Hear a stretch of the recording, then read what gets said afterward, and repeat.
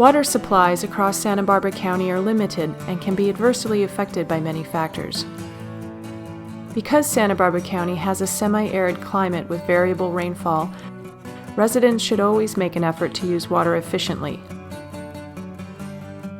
We need to be prepared for ever-changing conditions and for inevitable droughts and other water emergencies.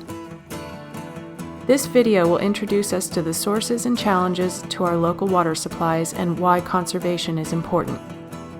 There is a natural system of freshwater flows, creeks, and rivers in Santa Barbara County.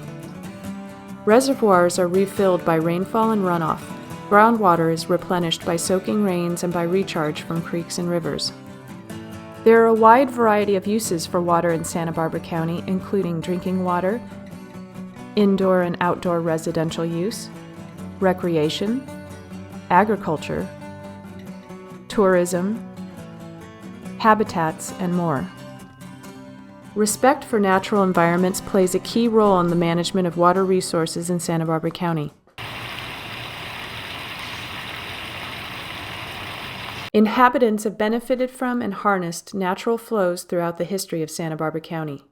Chumash villages were constructed on high ground near lagoons, creek mouths, lakes, or springs. Well, here we are at Arroyo Creek at the village of Scotnon, and this is not untypical of the places where the coastal people settled, where there was a nice estuary, a good, wonderful source of clean, fresh water, lots of marine resources right here. I mean, what a paradise. Water was used always in cooking. It was very important, for instance, for making acorn, which is a staple item.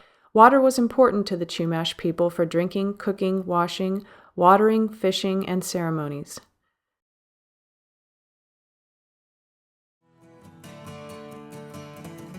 Spanish settlers and missionaries built creek reservoirs due to the regional variations between wet and dry months.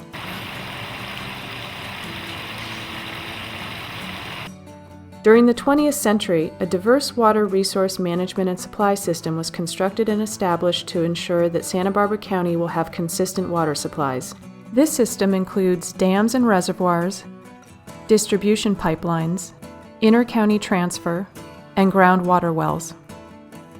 Conservation also plays a key role in water resource management and is considered an additional source of water. So the federal government appropriated funds to build the Cachuma project in the late 1940s, and it was built in about 6 years, from about 1950 to 1956. And that includes Bradbury Dam, which is on the San Ynez River, and that impounds Lake Cachuma, which is looks like a natural lake, but it is a reservoir, and it was built for water supply purposes. In addition, on the south coast, there's a tunnel that goes through the mountains, through the San Ynez Mountains, called Tecolote Tunnel, which is about 6.5 miles long, and the water comes from the lake through an intake tower into the tunnel. It's all gravity fed, and that terminus is at the south portal of the tunnel in the Glen Annie Canyon area in Goleta. It's connected to a long conduit pipeline called the South Coast Conduit. It's about 26 miles long, that goes from Goleta all the way to Carpinteria. And there are 4 balancing reservoirs along the conduit, in addition to about 200 or so structures that maintain all of the balance of the water flowing through the pipeline.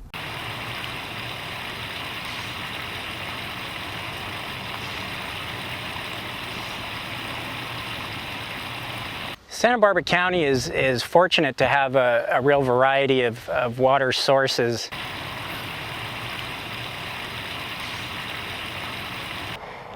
Some areas within the state only have one or few.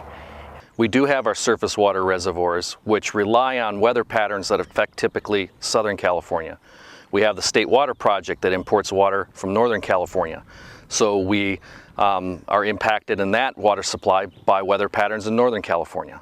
But then we also have our groundwater basins, which are ultimately what we rely on in significant droughts. We have recycled water, where we take wastewater and treat it and use it mainly for landscaping and agriculture. And then of course there's demand management, which is conservation, and that's extremely important to make the current sources last. So our diversity is going to be our strength. We're always managing our water supply to maximize the reliability to the community.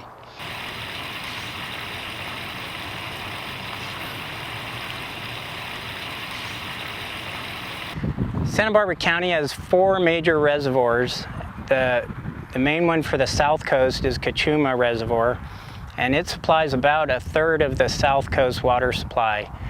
There's Gibraltar upstream from Cachuma, and it is owned and operated by the city of Santa Barbara. And then upstream from that is JAMESON Reservoir, which is owned and operated by Montecito Water District. On the North County, straddling Santa Barbara County and San Luis Obispo, is TWITCHELL Reservoir. This river flows into it, and it is used exclusively for groundwater recharge of the Santa Maria Groundwater Basin. An acre foot is the size of a football field, like a pool 1 foot deep. And that's about 330,000 gallons. Here at Cachuma Reservoir, this reservoir can hold up to 190,000 acre feet of water. So that's a pretty sizable amount of water when you compare Gibraltar and JAMESON reservoirs upstream, which are only about 5,000 acre feet. TWITCHELL Reservoir up on the Cuyama River holds close to 200, even over 200,000 acre feet when you include the flood pool. On the extreme years, when Cachuma does fill and starts to spill, the water will exit right from the dam here behind us. This is a gated spillway. What actually happens is the lake doesn't overflow. The gates actually rise and the water flows underneath. And most of our lakes and reservoirs on the San Ynez River operate that way. It's called a gated spillway. Oftentimes TWITCHELL is at 0% capacity because that's actually what we're trying to achieve. TWITCHELL stores water from the prior winter for release throughout the year to recharge the basin. There's no direct withdrawals from the reservoir. It's released at a rate where it can be absorbed by the Santa Maria Groundwater Basin, and it yields about 20,000 acre feet a year, which is very significant. Groundwater is extremely important because it's kind of the last line of defense against water shortages. Up in the North County, we have the Cuyama Groundwater Basin. Then we have the largest groundwater basin in the county is the Santa Maria Valley Groundwater Basin, very large groundwater basin.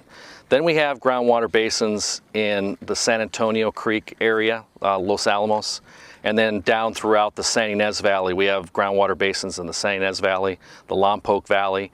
The major ones on the south coast are Carpinteria, Montecito, the Foothill Basin, Santa Barbara Basin, Goleta Groundwater Basin. There are numerous coastal groundwater basins, not as large as the North County, but they're still important nonetheless. About 75% of all the water produced in Santa Barbara County comes from groundwater basins. The groundwater basins are critical to our water supply picture. Not only do they provide our ultimate drought buffer, if all of our surface water reservoirs are dry, like Gibraltar went dry in 1990, if the State Water Project imports are cut severely, ultimately our groundwater is our last line of defense for supplying water to our urban customers. Also is the major supply of water for our farming agricultural business in the county. The great thing about the basin is it is a giant reservoir, and you draw on that water until you get to the next goods cycle, and then the basin fills up really quickly. Actually, it rebounds very quickly, and then you're back to a situation where the basin can be completely full for a long period of time, or near full.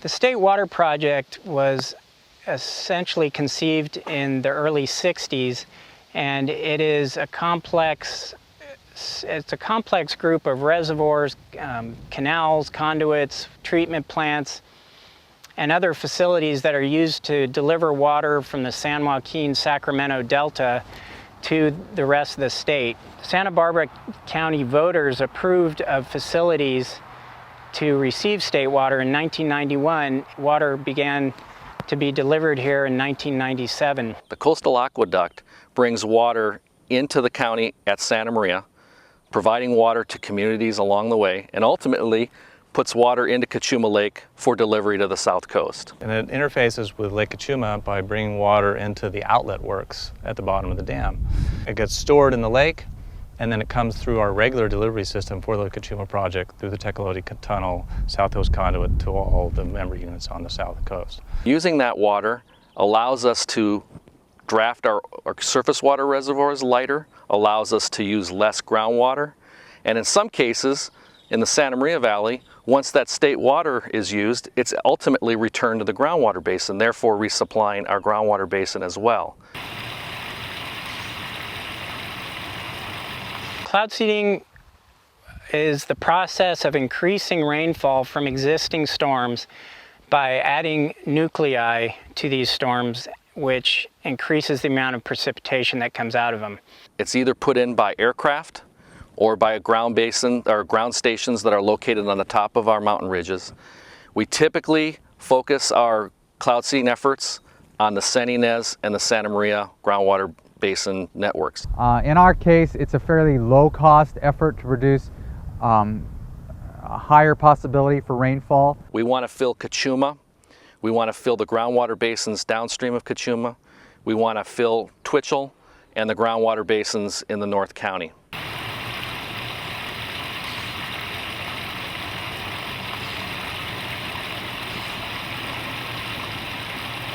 It's been said that the ideal animal for this area is a camel with gills. And the reason for that is because it tends to be extremely wet or extremely dry, and normal or average years are essentially unheard of. We were joking about our crystal ball, but actually really that's quite an important element to consider, is because nobody knows what the future is. We don't know really next year if it's going to be dry or wet. There could be a period of 2 to 3 years where we're entering into a low rainfall period, and then as we're into the second or third year, we realize this is a drought situation. So as far as water supply planning, we need to be very diverse in our water supplies and how we manage them, because we can't just rely on rainfall to fill up Lake Cachuma to provide the water for the South Coast year in and year out. So in Santa Barbara County, the average rainfall rate varies dramatically throughout the county. On the south coast, it's roughly 18 inches of rain per year. In the mountains, it can be much higher. It can be 30 inches a year or more in the higher elevations in Santa Barbara County. In the valleys, the San Ynez Valley and the Santa Maria Valley, under 15 inches per year, and up in the Cuyama Valley, under 10 inches per year. So highly variable between the different areas of the county.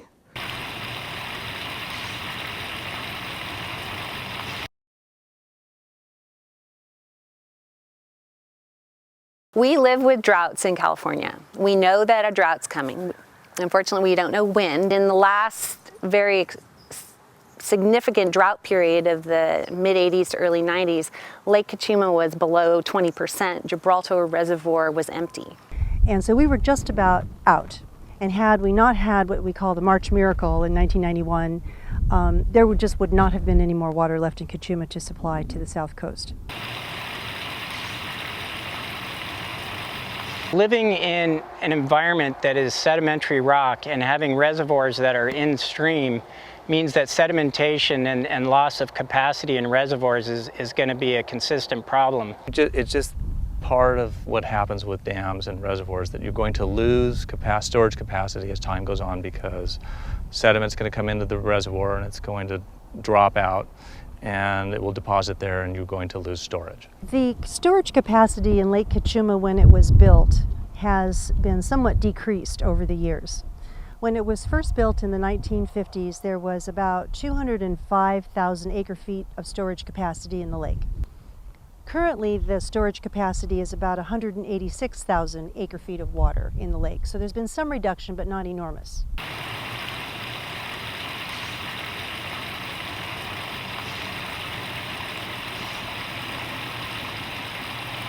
Our water supply portfolio is further enhanced through water conservation steps to reduce the demand for water.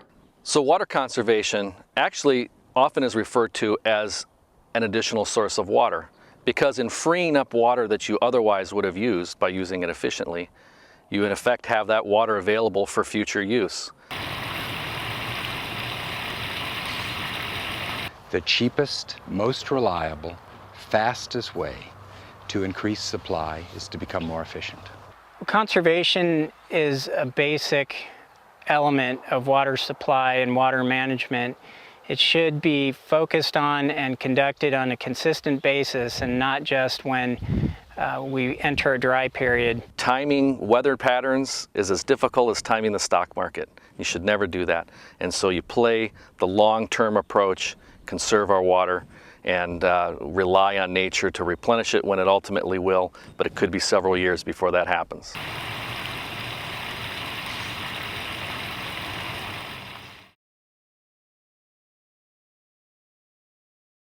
My top 5 water conservation suggestions for in the house are 1, high efficiency toilet, 2, a high efficiency clothes washer, 3, a low flow aerator, 4, high efficiency shower head, and 5, a hot water recirculating system. Hopefully, over time, everyone will have an efficient toilet, which is 1.5 gallons or less per flush. The next time you buy a clothes washer, get a high efficiency clothes washer. There's new types of shower heads that use a lot less water than the standard shower heads. Your dishwasher, get an Energy Star rated low water use dishwasher. There are all sorts of different types of recirculating hot water systems that you can either add onto your existing system, or if you're building a new home, that will recirculate hot water so you don't have to waste cold water while you're waiting for hot water. 5 really good tips that everyone should do. Whether you have an inline irrigation system or you're watering with a hose and a sprinkler, you've got to make sure that you water like plants with similar needs on the same zone. So water your lawns separately from your fruit trees and from your border plants, and that makes good sense. If you have an irrigation system that runs with a clock and comes on automatically, vitally important that you actually look at it during the daytime. Once a month, go out, turn it on, play in your sprinklers, take the kids with you, whatever it takes, but you've got to see if it's set correctly, if it's watering just the landscape, that it's not broken, it's not been cut inadvertently, that the raccoons haven't chewed into your drip lines, but you want to make sure that it's running efficiently and not just wasting water at 2 in the morning. If you have a controller that's automated your system, obviously my first advice would be to put a smart irrigation controller in. Next phase from that would be to make sure that you at least have a rain shutoff sensor, and everyone, no matter how old your controller is, really needs to change the backup battery. It's usually a 9-volt battery inside of your clock, and that's what remembers your programs when the power goes out. If the power goes out, it's going to water every day, every station, every start time for 10 minutes. It will double your water bill.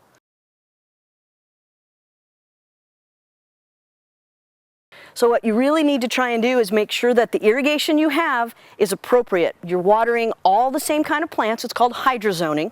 So here in this landscape, we have water efficient plants around the borders, and that's on a different watering than in the lawn. Rotating nozzles apply the water ever so nice and slowly. It lets the big droplets of water actually fall directly to the grass, where it's absorbed into the soil.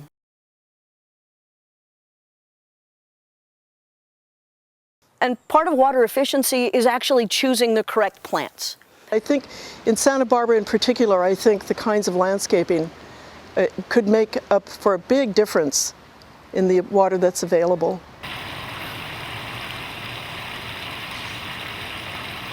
There are some wonderful ideas out there on water efficient and water wise plants. You can go on to the sbwater.org site, look at the water wise plants of Santa Barbara County, and it has 2,000 plants and garden pictures, and they're all much less water, at least 50% less water than what your existing lawn is using. Planting drought tolerant landscape, making sure that you have efficient watering systems that provide only the water that's needed. And oftentimes there are rebate programs that are available for landscaping and high efficiency watering systems as well. I think it's important for county residents to use our water resources efficiently, because water is life, and you'll never realize how important it is till you don't have it. And all the way from your brushing your teeth in the morning to cooking your food to washing your clothes. Water is one of the most important elements of maintaining a standard of living and also maintaining quality of life. And so it has to be used efficiently. For more water-saving tips and to find out what incentives are available in your area, visit sbwater.org.